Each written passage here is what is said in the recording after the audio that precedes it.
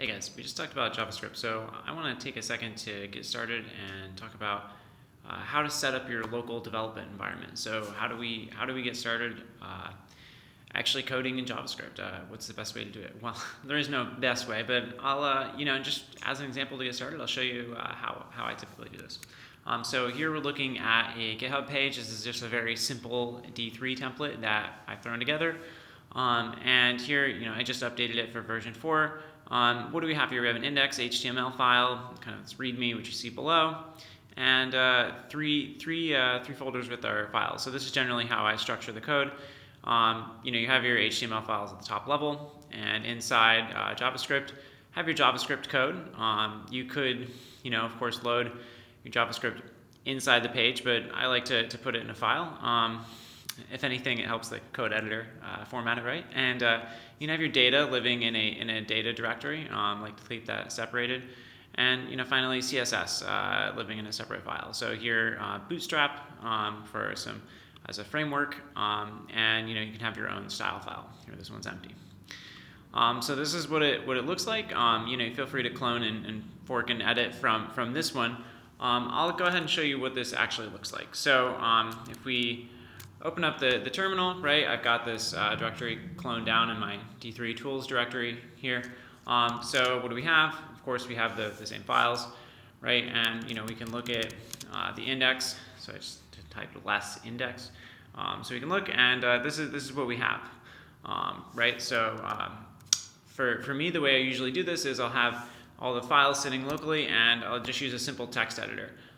So the text editor I use is Emacs, so not to start any flame wars, but here we can go look at index. So this is what the simple index file looks like, and here, a few things to know, right? We've got the title, right? Kind of boilerplate HTML code at the top, and then we've got our CSS loaded in the header, loading that style CSS where we could add CSS if we want. Right, and then this is inside the body. We've got just some divs that Bootstrap will style for us. So Bootstrap is going to build a space for our viz that's not just a blank web page. It's going to use some of its CSS to lay some stuff out here for us. And finally, we've got our JavaScript file load. So we're loading 4 different files: jQuery, Bootstrap, D3, and myviz. Generally, you only need D3 and the viz. Bootstrap requires jQuery, and Bootstrap just gives us some simple styling on the web page. So here we go. We've got our JavaScript, and if we want to go ahead and look at that JavaScript, right, we can just open that right up. So I'm going to open up myviz, right, and here we go. A few things that it's all our code. Here's some code to get started. It's wrapped inside this function call, which I've noted for you guys is shorthand for document.ready. So basically, this code isn't going to get run until the page itself is ready to go. Okay, so we've got all of our code set up from the index, and we've got our main JavaScript file here.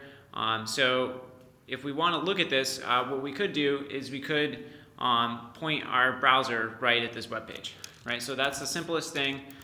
We could say, okay, we're in this directory, right? So we can go and point our browser right here, right? Chrome, for example, is going to show us a list of the file directories, right? And if we click on index, right, we actually see the output of that page. Looks like the JavaScript code ran. Everything was okay, right? This approach using Chrome will look at your local file system and load files for you. This approach has one limitation, which is that Chrome won't load files that it won't allow JavaScript to load files. So say you downloaded an HTML file that was malicious and you opened it and it went to Chrome. Chrome is not going to let the JavaScript request external files to go download some stuff. So it's protecting you a little bit.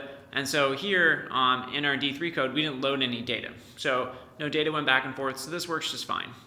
And we're able to see here. So the next thing I want to point out is in Chrome, to kind of complete the development environment, right, you need to see where code went wrong and when code ran. So here you're able to access an inspector, so you can go and look at the page. So here's our page, HTML header. This is all in the elements. We can select things on the page. We can view it as mobile.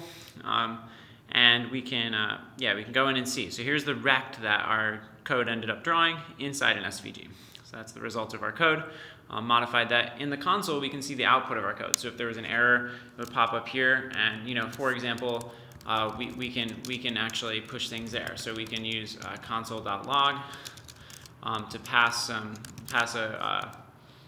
anything we want to our console, let it know where we are. So we can say finished, right? So we ran that code, right? And if we go here and we run that, we're going to get that console log finished.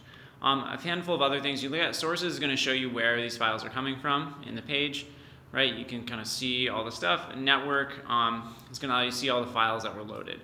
If it tried to load a data file, in this scenario it wouldn't work, but this would show you where it came from, how big it was, how long it took to load, etc.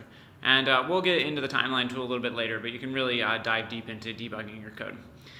I mentioned that here we're just pointing at a file, and the other thing, if you want to load data files in your JavaScript. So if in this piece of code here we want to actually use D3 and go get a file, right? If we want to go load a data file, right, we could go do that from data, right? And if we had our data file, my data.txt, right, we could go ahead and request that, right?